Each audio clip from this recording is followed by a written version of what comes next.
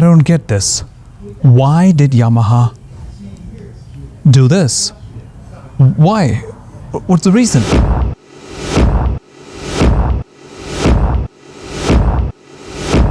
Not too far back, Yamaha announced that there will be no more R1s. Already, Yamaha stopped manufacturing the R1s in Europe. This year, they only have the track version. And they also announced that in America, that's in the United States, this will be the last year. 2025 will be the last year for Yamaha R1s. That said, in 2025, Yamaha brought out not one, not two, but three major changes on the new 2025 Yamaha R1 just for 1 year.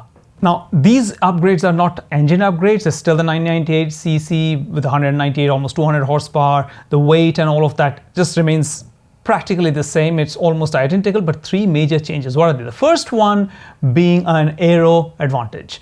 Now, there are mixed feelings about this. The winglets that they have put as an aero advantage, there are mixed reactions. People have said, oh, they look like an afterthought. They are strange. They are weird. It's a fashion trend. Everybody's putting winglets, so Yamaha also slapped them on.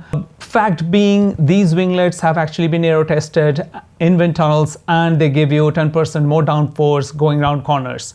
At certain speeds, of course. They're carbon fiber winglets. They are useful. They have a certain function, but Yamaha had no need to add that extra cost onto a bike that is going out. Some people have even said, oh, that's a nice place to rest your feet upon. All kinds of ridiculous things on the winglets. But that said, those winglets have a function. The second update is a big one, and it is the suspension. For the 2025 R1, they have put in independent KYB forks. There's rebound on one side and compression on the other side. When I say independent, it means independent function. There's rebound on one fork and compression on the other fork. Right on top, you can see the keys for the preload adjustment, but then you have separate function forks. Just a year older, which is my R1 back here, that doesn't have independent function. Performance-wise, hard to tell the difference, but it's still a major big difference. You need to put an R&D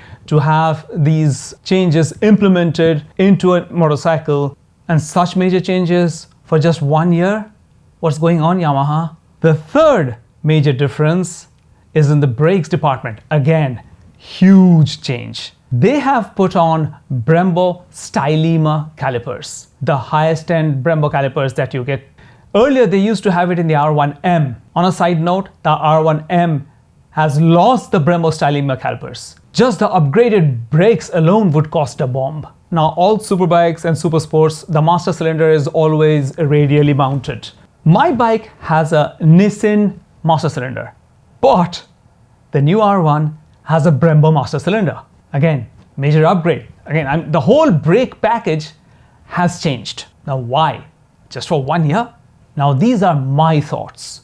The R1 is homologated to race in World Superbike till 2028.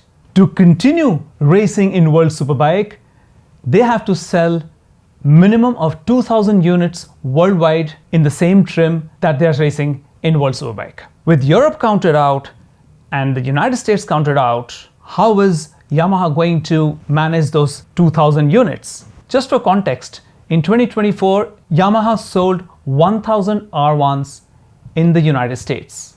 France sold 4,000 plus units in 2024. Now they are not available for the streets for any of these countries. With the majority of the bigger countries not selling the R1 because of emission regulations, which is what we were told, which I don't really believe. I would rather think it as economics. But at the same time, I believe that Yamaha has to look elsewhere to sell those 2,000 units. But where? Where would Yamaha be selling 2,000 units to be able to qualify for the World Superbike Championship? There's one more thing of note. They have registered, that is Yamaha has registered a few more patents this year alone for some changes on the R1. That's very strange, knowing that the R1 is being discontinued completely after this year. One of the patents being moving louvers or vents on the bikes for better aero. Now, patents again do not always mean something, but I cannot totally ignore that either, because it's an important thing. It's you're spending money on it, there's research going into it.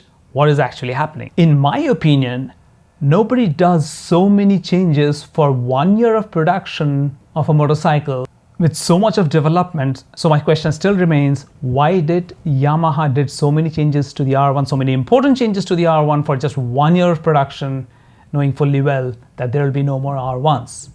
I'd like to leave the discussion up to you. What do you really think is going to happen to the R1 after it's discontinued this year? What are we going to see next? Now, there will be no V4 for the streets yet, and taking it to WSBK and having any meaningful results is not going to happen either. Let's hear your thoughts. If you have any interesting numbers or sources to cite, feel free to comment on the comment section down below. I'll be reading your comments, I'll be replying to your comments, and I'll be seeing you in the next one. Until then, ride safe.